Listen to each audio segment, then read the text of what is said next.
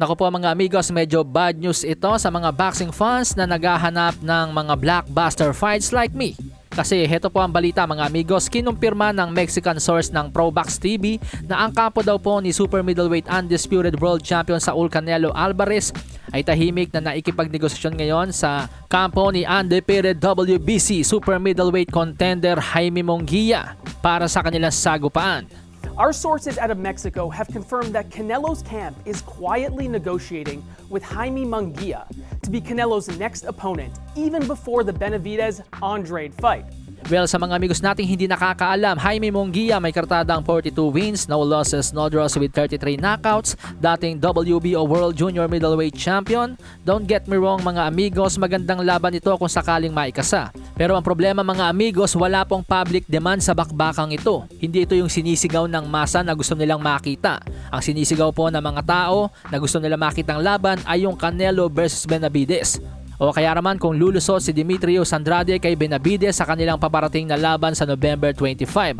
At heto pa mga amigos, noong 61st WBC Annual Convention na ginanap kamakailan lamang sa Uzbekistan, sinabi na po ng presidente ng WBC na si Mauricio Sulaiman na ang mananalo sa Benavidez versus Andrade ay magiging WBC mandatory challenger ni Saul Canelo Alvarez. So may utos na ang WBC pero mukhang walang balak si Canelo Alvarez na sumunod. Ikinalulungkot nga po ni former world champion at boxing analyst na si Paulie Malignaggi ang mga ganitong senaryo kung saan ang mga boxing superstar ay kinakailangang umiwas sa mga laban na gustong makita ng masa.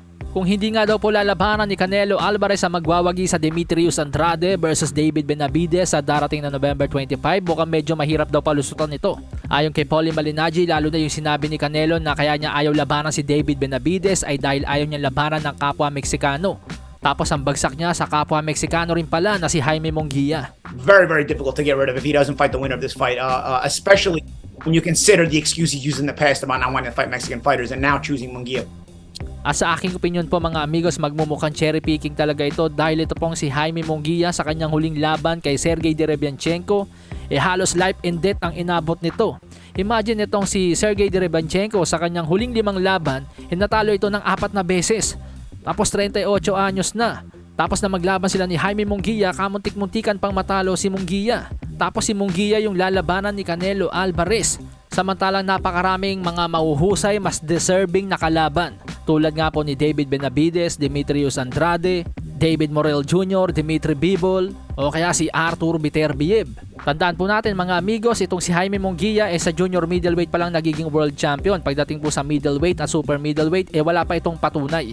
Kaya naman nasasabi ko na hindi po deserve ni Jaime Munguia ang makasayaw sa ibabaw ng boxing ring ang former pound for pound king.